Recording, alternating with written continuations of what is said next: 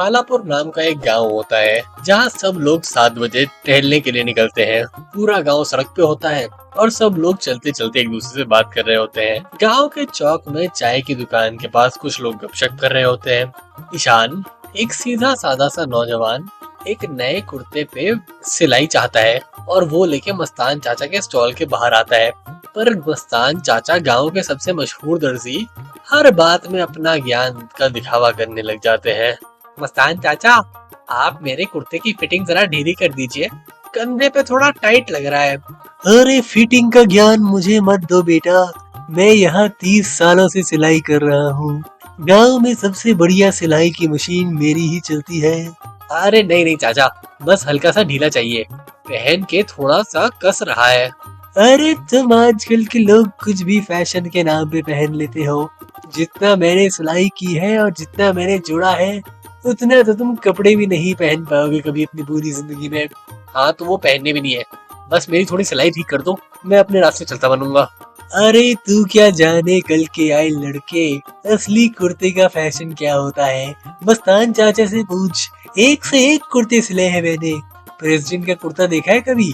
प्रधानमंत्री का कुर्ता देखा है कभी? मैंने नहीं सिला, पर मैं एकदम वैसा ही सिल देता हूँ सबके लिए। तू एक बार मेरी एक्सपर्ट एडवाइस लेके तो देख। अरे आप मेरी फिटिंग का साइज का कुर्ता बना दो, बस वही काफी रहेगा। अरे वैसे भी तुम्हारी बॉडी टाइप से कुछ अलग सा ऊट पटांग सा लग रहा है, मेरी तरह तुम फिट कहाँ हो। मुझे देखो एकदम साइज 0 कटरीना कैफ जैसा। कुर्ते की फिटिंग के लिए पहले बॉडी बना के आओ यार। तो आप कहना चाहते हैं कि मैं ही यहाँ पे गलत हूँ? अरे बिल्कुल, एक्चुअली ये कुर्ता थोड़ा टाइट ही पहना जाता है। फैशन का ना एक सेंस होता है जो तुम्हारी समझ के थोड़े ऊपर जा रहा है। तुम मानो ना मानो, मेरी सिलाई में गलती नहीं, बल्कि तुम्हारे पहनने में गलती है। अरे मैंने पैसे से अपने लिए लिया है, तो जो मेरी पसंद का है मैं वही लूंगा ना, और जो मुझे जैसे सही कराना है मैं वही कराऊंगा। अरे पैसे देने से कोई दर्जी थोड़ी ना बढ़ जाता है, वरना तो हर चौक के कोने में कोई न कोई दर्जी बैठा रहता। अगर हर ग्राहक सिलाई सिखाने लगे तो हम क्या मूंगफली बेचेंगे? अरे मैं तो बस सजेशन दे रहा था चाचा। सजेशन नहीं, बेकार की टांग अड़ा रहे हो। तुम्हारी शक्ल में लिखा है तुम्हारा फैशन सेंस एकदम 0 है। मेरी डिजाइन पे उंगली मत उठाओ, वरना खड़े खड़े जो कपड़े पहने हैं उनको भी उल्टा सिल दूंगा।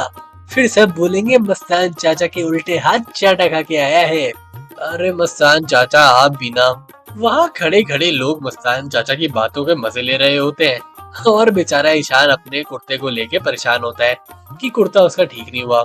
ईशान वहाँ से निराश होकर चला जाता है और अगली दोपहर के वक्त वो अपने दोस्त समीर से मिलने जाता है, जो भी दूध का जला मस्तान चाचा के हाथों एक बार सफर कर चुका है। समीर के घर के आंगन में समीर बैठा होता है। अरे वापस उस दर्जी के पास गया था क्या? अरे हाँ यार, सोचा थोड़ा हल्का सा ऑल्टरेशन हो जाए, पर उसने तो सबके सामने मेरी बेइज्जती ही कर दी। अरे क्या बोला उसने? वो तो ऐसा ही आदमी है।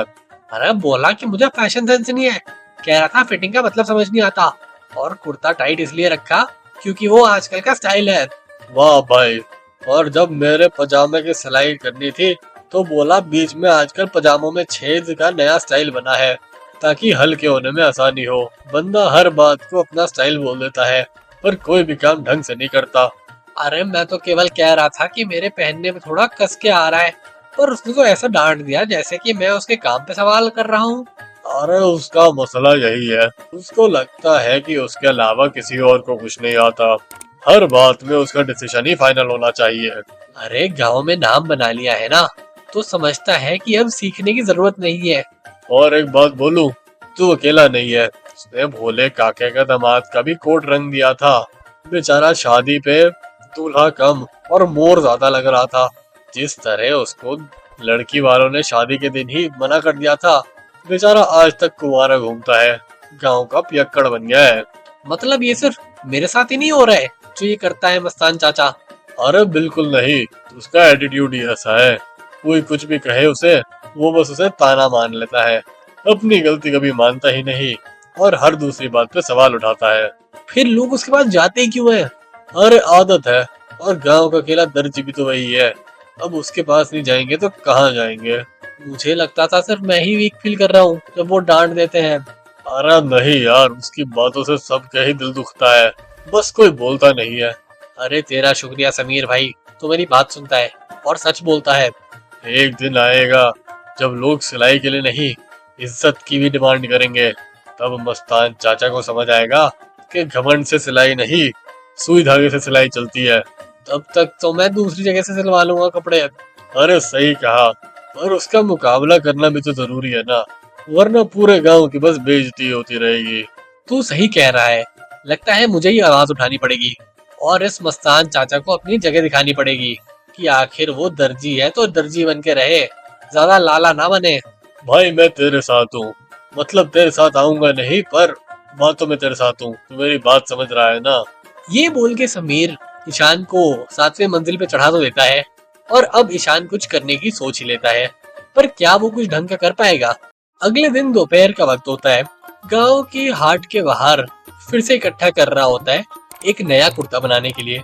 वही पास फल की दुकान होती है जहां शीला दीदी एक समझदार और जुबान की तेज औरत होती है। दोनों बात करते हैं, लेकिन बात सिलाई से ज्यादा मस्तान चाचा की रवैये के बारे में पहुंच जाती है। अरे बेटा तू फिर से कपड़े निकाल के पहुंच गया, नया कुर्ता बनाने का सपना है क्या? हाँ दीदी, पर इस बार तो दूसरे दर्जी के पास जाने की सोच रहा हूँ। अरे मस्तान के पास क्यों नहीं जा रहा? तो हमेशा उन्हीं से सिलवाता था ना। अब नहीं, बहुत हो गया। कल सबके सामने मेरी बेइज्जती कर दी, सिर्फ फिटिंग के लिए बोला था और उसने मेरे फिगर का ही बोल दिया कि मैं मोटा हूँ।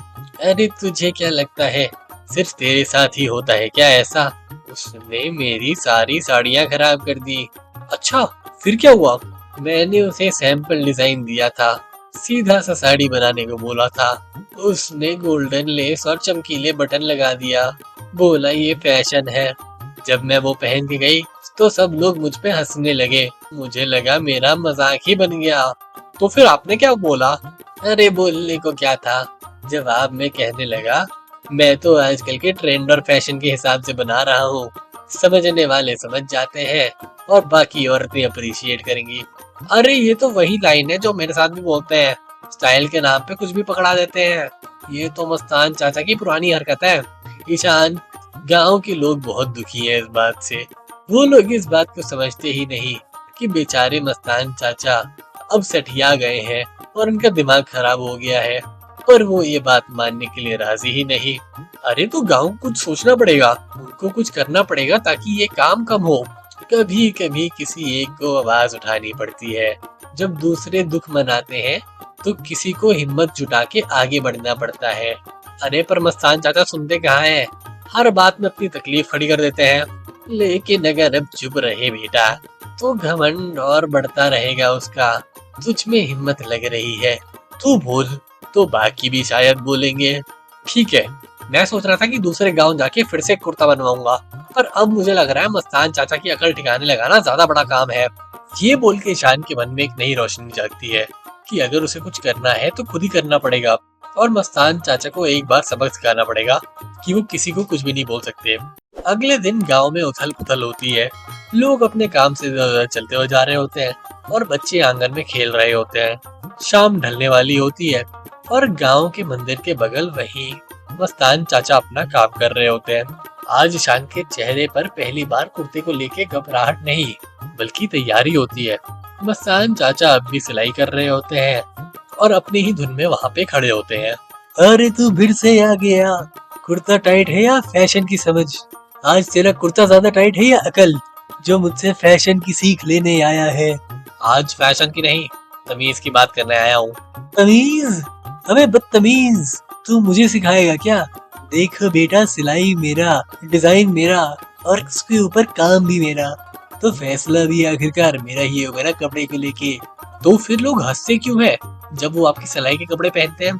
क्या मतलब, तू मस्तान चाचा के नाम पे कीचड़ उछाल रहा है क्या? अरे शीला दीदी की साड़ी, उसका सब मजाक क्यों उड़ाते हैं?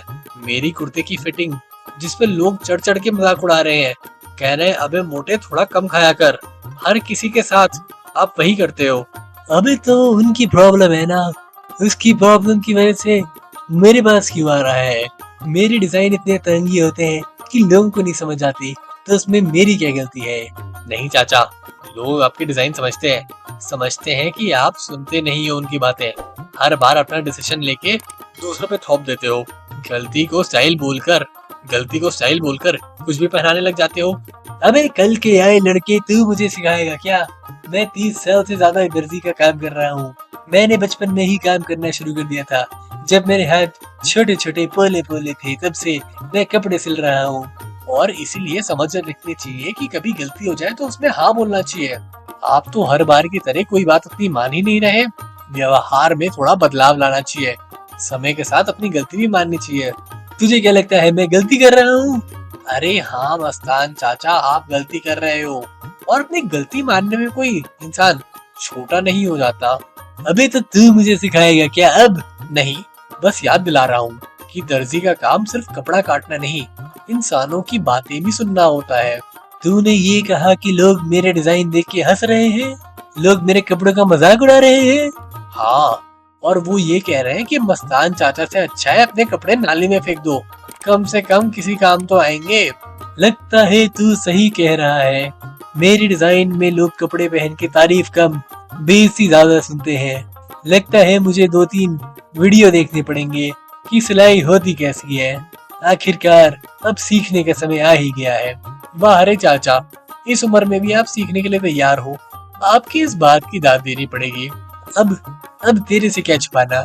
मुझे कपड़े सिलना आता नहीं, मैं तो कुछ भी करके कहीं भी दे देता हूँ। मुझे क्या मतलब कोई कपड़े पहने ना पहने, वही तो आपकी गलती है। एक असली दर्जी हमेशा अपने कपड़ों की ध्यान रखता है। चल मैं तेरी बात मान गया। आज से मैं देख के रहूंगा कि मैं लोगों को क्या पहना रहा हूँ और क्या करने को बोल रहा हूँ। अब से मैं भी 2 बार सोचूंगा मुंह खोलने के पहले। ये बोल के मस्तान चाचा अपनी गलती मान लेते हैं और ईशान का कुर्ता सही से सिलने की कसम खाते हैं। भले ही उनको कपड़ा सिलना आए ना आए, आज उन्होंने इंसानियत की भाषा सीख ली और दोनों ईशान और मस्तान चाचा अच्छे दोस्त बन जाते हैं।